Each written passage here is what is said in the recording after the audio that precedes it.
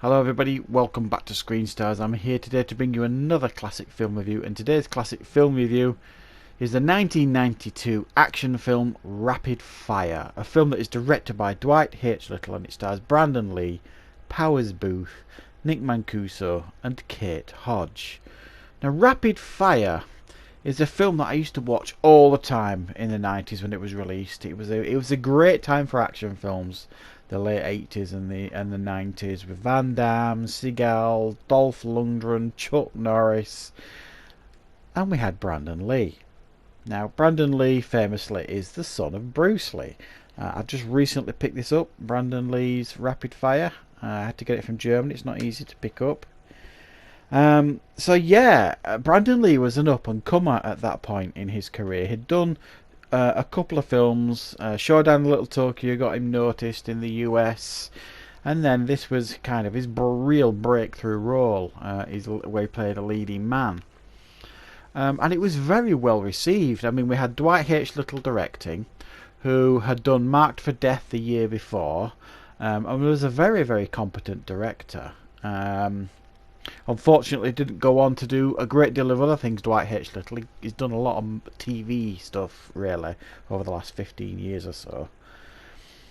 But Brandon, yeah, he was very, very popular, and obviously we all know what happened with Brandon. It was an absolute tragedy what happened to him on the set of The Crow, and many believe that The Crow was easily going to be his breakthrough mainstream role. That would probably move him away, certainly from martial arts and action, and maybe to a more conventional type leading man actor, perhaps, with the odd action film thrown in there. He was that talented, Brandon Lee. He had great screen charisma, loads of charm, very skilled in action, and this film perfectly displays how great he was.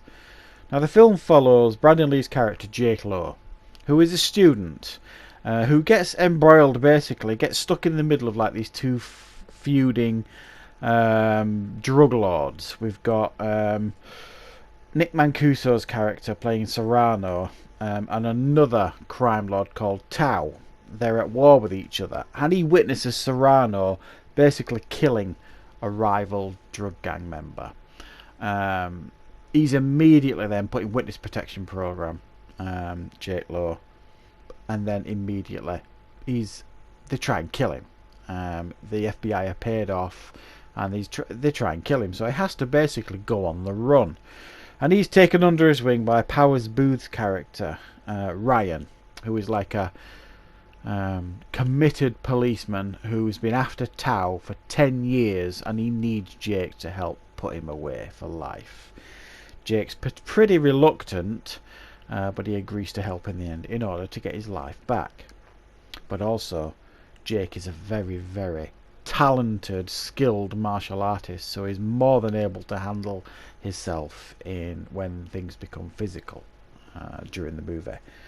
Right, so Rapid Fire, what makes this film such a classic? Well, while there are aspects of this film are very 90s, there's no getting away from that. It is a film of its time in some aspects, but the action, I've just rewatched it, and the action is as slick and as smooth and creative as I remember.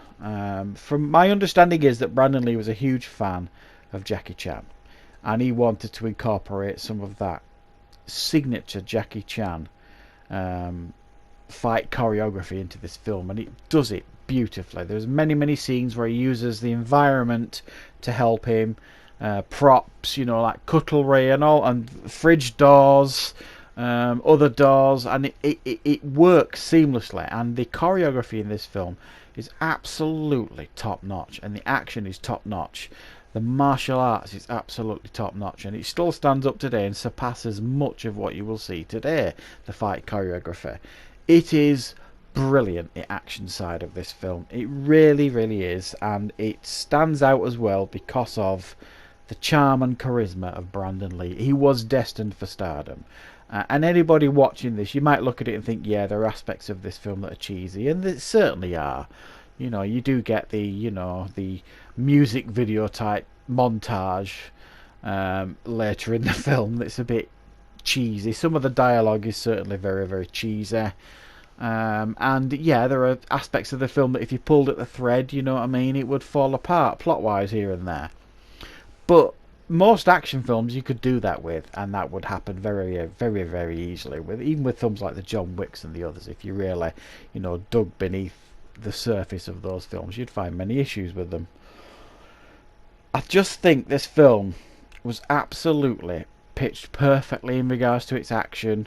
There's just enough action, there's just enough dialogue, and I think the villain here as well is brilliant. Nick Mancuso, who plays Serrano, this Italian crime boss, is just wonderful. Now you'll have seen Nick Mancuso in a lot of films. He's been in Under Siege 2 and things like that.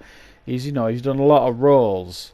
But I think this is arguably his best villainous role. He plays he's literally out of his mind. He walks around biting his fingers because he gets so worked up, and he's just a joy. It's just a shame he's not in it more, this film. But he does have a great villain to go up against here, J-Lo. The Tau villain, I think they could have done more with that villain, if I'm being honest. But I'm being a little bit picky there, I suppose. I mean, essentially what you get here is some real 90s goodness. Real evidence that Brandon Lee was on his way to superstardom, and it was a real tragedy what happened. I personally think, even though he didn't do a multitude of films, Rapid Fire is his best film. A lot of people would automatically say The Crow, but The Crow is a very dark film. Even though it was more of a mainstream film. It's not as good, I don't think, as Rapid Fire. Rapid Fire is huge fun, brilliant action, creative choreography, and some great characters as well. Powers Booth is as reliable as ever. Nick Mancuso, as I mentioned, is absolutely brilliant. There is actually like a romance story running through it that you could argue the film didn't necessarily need, but there is some good chemistry between Brandon Lee and Kate Hodge, Kate Hodge plays like a police detective that kind of falls for him.